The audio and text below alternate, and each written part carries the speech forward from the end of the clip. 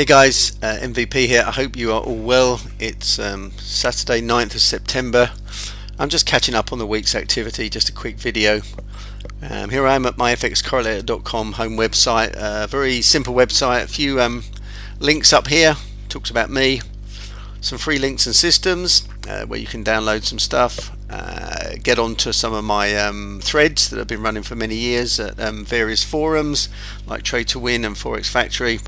Contact me, and a blog where I tend to blog once or twice a day, and just an update on training that should be coming in 2018 now, guys. So without further ado, let's have a look at the week. Okay, this is a version of my FX correlator. This one actually isn't free. I don't offer this one. This is what I call a fixed start system. You can't see it over here, but right at the start of the week these are actually fixed in price, and then what they do is they move then relative to one another through the whole week. There's no moving averages on these or anything. My FX correlator, the free software I offer at my website, that is moving average based, and if you look at some of my videos on YouTube, or perhaps look at some of the instructions I have downloaded at Trade to Win and Forex Factory, you'll understand how that moves. But this particular one is just a straight, what you see is what you get. If you see a line going downwards, that means that currency is selling. You see a line going up, it's buying. It's very simple, and it gives you an overview of what's happened in the week. Also at the top here you'll see the colors that correlate to these currencies. So for example, red is sterling, GBP, green is the greenback, USD, brown for CAD, so on, so forth. I didn't get a chance to trade this week, as if you follow me, most people know I tend to try and scalp a couple of hours a day. Early morning I try and scalp between 6 and 8 before I start my work as a consultant. I didn't really get involved this week. I've been so busy at work. I missed out on quite a few pips actually. I've been being ribbed or teased by some of the guys on a private forum I'm on, because I just wasn't getting to the market, and some of them were making some good money. One of the guys I'm kind of writing some programs with actually hit about I think it was 10 from 10 or 11 from 11 this week. Fantastic calls. And actually it wasn't too difficult this week, and I'll explain why, especially if you were trading USD pairs. I'll explain why in a second. Okay, let's just step back and look at this. First thing I always look for is see what the USD did this week. Most currencies are influenced by the USD because it's such a powerful currency. What is it? Probably 70-80% of all world currencies. One half of them will be the USD. It is so strong in terms of its dependency on the global economies. So what did it do this week? Well, as you probably heard, the USD has been having a bad year this year. In terms of relative strength, it really has fallen in parity terms against most of the other big seven currencies. And guess what? This week was a disaster for it again. Greenback started off a relatively neutral Monday. Obviously these dots here correlate to each of the days of the week, so this is Monday. Dollar started off pretty flat actually, held its own. Tuesday was a disaster. It came off something like 70-80 pips here. Tried to hold flat pretty much Wednesday, and then Thursday, Friday, well, what can I say? Thursday was particularly disastrous, as they say in Strictly Ballroom. Came off a lot of pips, about another 70 pips there, and then actually Friday was looking like it was going to be another disaster. Asian session, this is coming into Asian obviously as you come into the start of the new day. Asian session came off about another 60-70 pips, and I think we were very much into early London before it rallied and came back. So really bad week for the USD, which means that if you are somebody that's trading traditionally the USD pairs, even if you were probably scalping during these periods, all the way up to positional trading, holding for 2 or 3 hours, there was some nice holds here. I mean, there were some nice positions here. I mean, trading is very, very easy if you get some nice steady trending pairs or trending currencies without too much whiplash. you're gonna hold on to your trades. You're gonna get nice signals. You're gonna hold on to them. You're gonna make some money. Okay, that's what you look for. Again, I'll go into this next year when I start training people again. It can look fairly exciting to see a currency that's moving about and quite volatile and making a few pips here and there, but what you really want is nice steady eddy moves. Look at this one. That is perfection. If you talk to traders about what you're looking for, I mean, I have to say the whole 24 hours of Thursday, this is perfection. There's not too much volatility and movement here. It's just nice and steady, isn't it? Look at that, beautiful. That is what you want. Come up here and look to what you're going to buy. Got any currencies you want to buy that day against it? So obviously currencies that are rising, like the CAD, the blue euro there. Even if they're fairly jerky, you're going to get a nice solid platform here, trading off the USD as a platform. Okay, I know I'm diverging a bit here from the main conversation this week, but that's what we look for.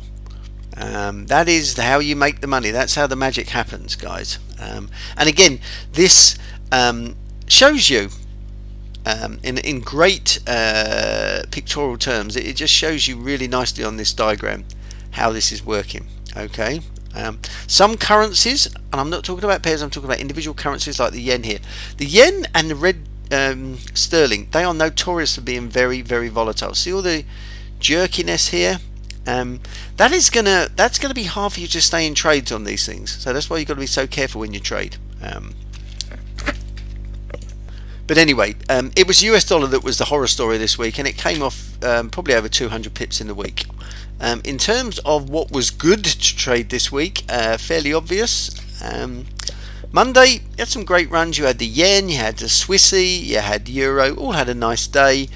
Tuesday, the yen came off during London, but rallied in the late US session. Meanwhile, the CAD, the brown CAD here, was loitering, had a very weak first half, yeah, and then must have been some announcements around midday, early US session, and that move just on the CAD alone, and we'll talk about this in a minute, minus 101 plus 89, that is something like 180 pips. There was 180 pips just on CAD before you add the second currency to it. So that was a hell of a spike. You would have had to be very lucky to catch that, and the spreads would have widened to also hurt you. But CAD went from 0 to hero in probably about I don't know, less than an hour, probably even 30 minutes probably. You know, it's hard to tell on here. This is a 1 hour chart here, but a couple of hours, I don't know. Hero to zero, sorry, 0 to hero, and then really the Thursday was strong as well. Friday came off. Friday, you know, that's expected. I mean, if you've got traders hanging on to, you know, 100 pip gains alone on or 180 pip gains alone on CAD, on whatever pair you traded it against, whatever currency, you're not gonna take risks coming into weekend. You're gonna start selling it off, and that's what happened. I'm not saying that always happens, but again, generally, as I've spoken before in my videos, if you get a good run during the week and you've got a strong position on a currency or a pair, like for example the USDCAD, obviously great pair to be trading the second half of the week, you're going to start coming off of that. You're going to start closing your trades, and that's what happened. You see here, and we'll talk about that in a second actually. So that was the week, guys. The week was all about two halves. Second half was definitely all about the CAD and USD. A little bit more of a mixed bag first half of the week, and I hope you did well. Okay, I've taken the liberty now of attaching a 60 FX correlator, so a 60 FX correlator here, just to give you an idea of what my free software can offer. One of the things I talk about is the triple corri, or the 3-duck corri. Look that up in my threads, my forums, or look that up on my website, and just load it up and play with it. It actually uses 3 FX correlators, and it uses an arrow system, and it's quite useful. But this is on a 60 on a 1 hour, and I'm just giving you an idea of how, for example, if we were using this to gauge which currencies we should be buying and which we should be looking to sell at times on lower time frames. So this would act as our anchor, and perhaps we drop down to something like a 5 minute to trade this. Yeah, Just an idea of what you'll be doing. So we came in at the start of the week and CAD had obviously been strong last week, but because it's falling here on lower time frames, that would not be signaling a buy, even though it was a buy here because it's above the zero. It would not be. Yen was above the zero, and obviously it's climbing here, so that would have been quite nice to buy. Yen would have been quite nice to buy there. CAD actually halfway through the week by now was saying sell it. Okay, but then obviously there was a big dramatic change Wednesday, and then really for the rest of the week, if it was offered, you were looking to try and buy CAD. Here you wouldn't, obviously. Lower time frames, this would be below the zero, remember. That's why I talk about using at least 2 time frames to trade the moving average FX correlator. And then conversely, look at the greenback. The greenback came in weak, okay, and it never got above the zero, guys. So all week, if you've been looking to follow USD in lower time frames, looking to sell it when it got below the zero on, say, the 5 minute or even the 15 on, say, a 60 MA or perhaps a 20 MA setting, the USD was about selling all week. You never ever would have bought USD in any pair if you've been trading it using some of my systems that I offer for free. Okay, and obviously here, you know, some great systems. Lower time frames would have had this below its zero as well, and you would have been selling it. You would have been selling it to whatever you could buy. You know, you would have been in a system. You would have been buying probably against sterling at times. You would have been buying against the CAD up here, and buying against euro. Okay, these others were below the line, so they wouldn't really have been valid. But again, it gives you an idea. So you can see that definitely on Thursday there was very few on offer here. We would have been selling US dollar, and we would have selling perhaps 3 currencies, and that would have been a very great day. Look at that. You know, this shows you what actually would have happened. So you would have definitely picked up the UCAD, wouldn't you? There's the USD still falling, the CAD, a little bit of euro at times. Euro wasn't so successful later in the day, but euro was still going up here, and even a little bit of sterling. Probably looks like London session. Okay, so again, it just gives you an idea of what's going on. I now just want to finish off by showing you the UCAD again. Remember, we've got the greenback here and the brown CAD there highlighted, and now let's see what happened in terms of candlesticks. Yeah, so it came in at the start of the week. Now if you notice up here, the brown CAD line, greenback, very tight together. They're quite tightly correlated, aren't they? So what do you think that means? Well, what it means is you see the tight correlation here. You see how tight they are. They're just not moving. They're very much within a range, and that's why we wouldn't be trading these at the moment, because they're too tight. You need to get some divergence on these guys, yeah? You need to get something that's falling and something that's rising. So there were opportunities to trade the first half of the week by selling the USD, but the CAD would not have been one of your trades. You would have been looking for things that were rising really and going upwards. Let's look at that on the FX correlator, just to reinforce what I'm saying. I mean, we would have been looking to buy UCAD,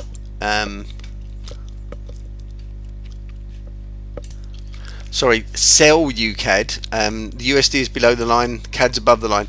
So this was technically, we would have been looking on lower time frames to be selling here. So you can see that wouldn't have been probably offering many signals, okay, but that probably wasn't the pair to trade. There were better pairs to trade. Then going into Tuesday, again still trying to sell this, and actually then it was successful. But the problem was here, you can see that the CAD also got below the zero as well. So then that was no trade. Using FX correlators and 3 ducks, that wouldn't have allowed you to trade them because they were both on the same side. It was at that point when, as the USD was selling off, you would have definitely got into some of these other currencies like sterling, yen. They would have been the ones to have been buying into the dollar. Later on in the week was a different story. As soon as we got this massive spike down, which was all in 1 hour, because CAD is above the line again, and the USD is below the zero line, we're now looking to sell, and actually on lower time frames assisting, then this definitely was a great day for selling. You see, these are all 1 hour bars, so if you're scalping inside those on 1 minute, 5 minutes, great day for selling off. Again, the CAD starts to fall dramatically, so you didn't really get much more of a fall here. But again, on lower time frames, that wouldn't have offered the signal, because clearly here the CAD would have been below the line on the 5 minute, so it would not have offered a signal to sell. If anything, it might have potentially started to think about buying. Swapping back to finish off. So how did we do? We came up about 130 pips up here for CAD during the week. We dropped down to the 190s, 200s for USD. That's over 300 pips. And as you can see here, roughly, wherever you choose to start this kind of process, drop down, you can see there is over 300 pips that were made if you traded the whole week. Now, I don't expect anyone to have done that. This was, this spike, is more luck than judgment. But again, it just shows you how powerful and effective this can be in this charts can be in understanding what's happening. Okay, I've rambled long enough, guys. You have a great week next week trading. I'll try and get some scalping in myself and drop information onto my usual places, my forums, my website, my blogs. And yep, let's stay in touch and we'll talk soon. Have a good one, guys. Cheers. Bye.